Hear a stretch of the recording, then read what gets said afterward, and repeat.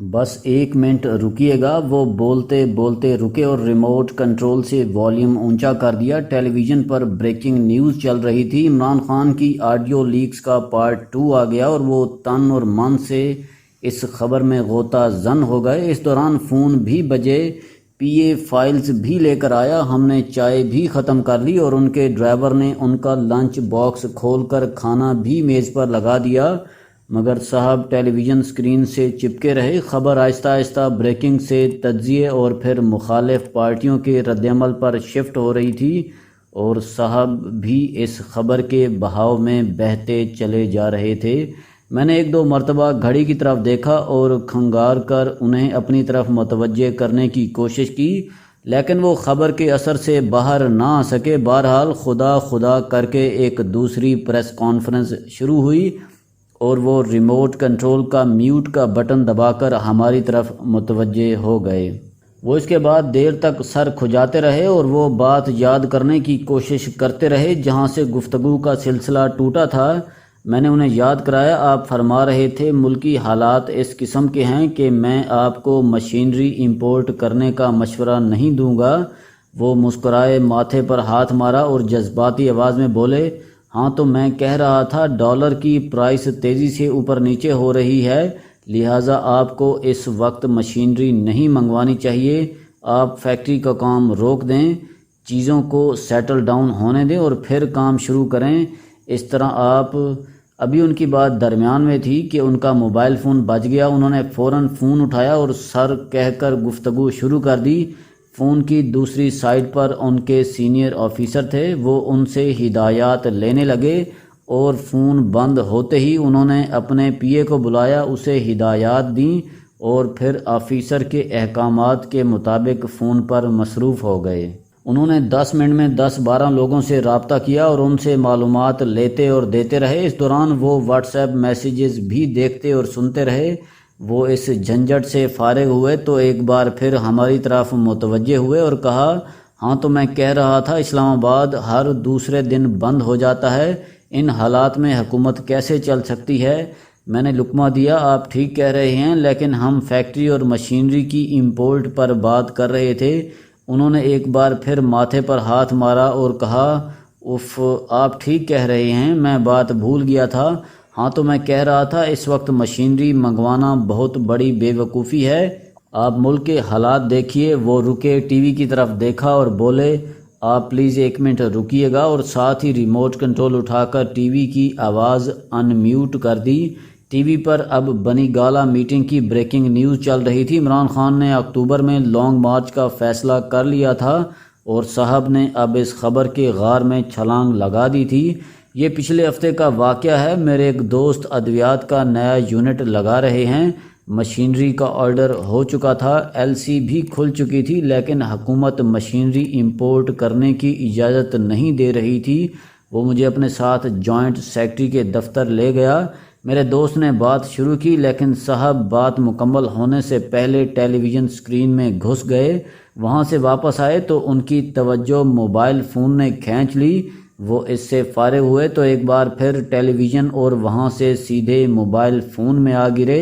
ہم 1 گھنٹہ ان کے پاس بیٹھے رہے، لیکن اس گھنٹے میں ہماری بات مکمل ہو سکی اور نہ انہوں نے کوئی دفتری کام کیا، لیکن ان کی فرسٹریشن، ٹینشن اور انگزائٹی آسمان کو چھو رہی تھی۔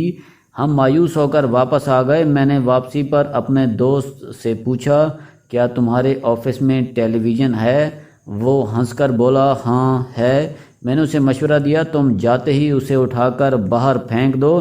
اس نے کہا لگا کر کہا، بالکل ٹھیک۔ میں نے کہا، اور اس کے بعد پورے دفتر کے ٹیلی ویژن اٹھوا دو۔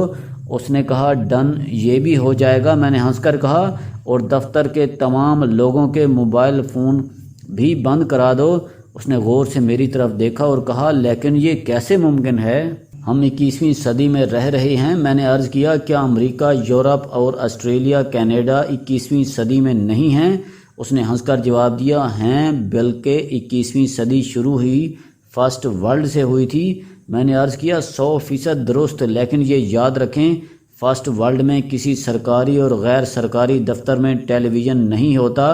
اسکرین صرف ویٹنگ روم یا ویٹنگ ایریا میں نظر آتی ہے۔ باس کے کمرے میں ٹی وی نصب ہوتا ہے لیکن وہ ہمیشہ بند رہتا ہے اور صرف 9/11 جیسے کسی بڑے واقعے پر ہی آن ہوتا ہے۔ آپ نے فلموں میں دیکھا ہوگا امریکی صدر یا برطانوی وزیر اعظم کو ان کا سٹاف آ کر کہتا ہے سر آپ پلیز ٹی وی آن کر لیں، اور وہ ٹی وی آن کر کے کوئی بریکنگ نیوز دیکھتے ہیں اور پھر ٹی وی بند کر دیتے ہیں۔ جبکہ عام دفتروں میں یہ سہولت بھی نہیں ہوتی، لوگ وہاں صرف کام کرتے ہیں اور انہیں تمام بریکنگ نیوز رات کو چھٹی کے بعد ملتی ہیں۔ انٹرنیٹ کی سہولت بھی ہر شخص کو دستیاب نہیں ہوتی۔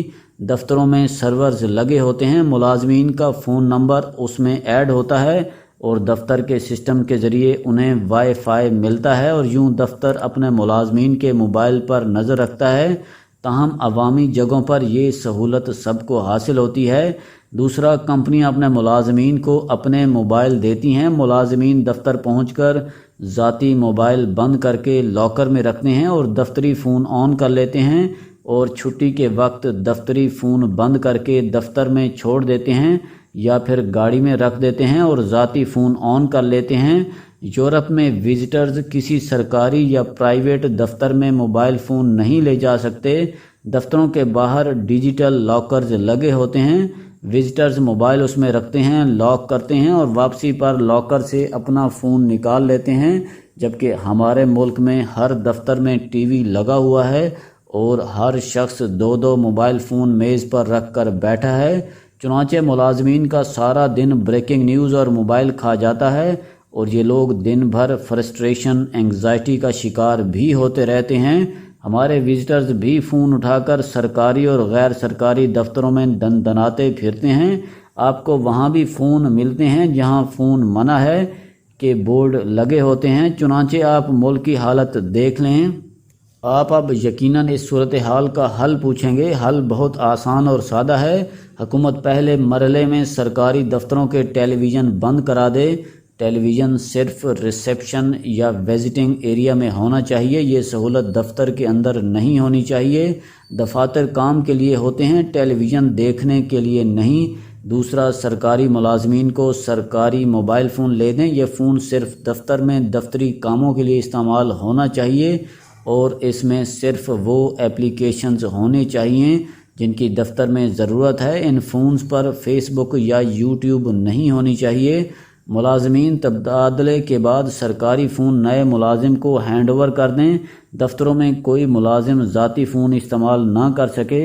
یہ اپنا فون گاڑی میں چھوڑ کر آئے یا پھر دفتر کے لاکر روم میں جمع کرا دے اور چھٹی کے بعد جی بھر کر ٹک ٹاک، فیس بک اور یوٹیوب انجوائے کرے اور بے شک ساری رات ٹی وی دیکھے، لیکن یہ دفتر میں ان سہولتوں سے لطف اندوز نہ ہو سکے۔ تیسرا، ہم معاشرتی لیول پر ملک میں موبائل فون کے کثرت استعمال کی حوصلہ شکنی کریں۔ ہمارے ملک میں فرسٹریشن، ڈپریشن اور انگزائٹی کی بڑی وجہ موبائل فون ہے۔ یہ نشہ بن چکا ہے اور ہم سب اس نشے کے عادی ہو چکے ہیں۔ آپ کسی بھی جگہ چلے جائیں، آپ کو ہر شخص کے ہاتھ میں موبائل فون ملے گا اور وہ تن، من اور دھن سے اس میں غرق بھی ہوگا۔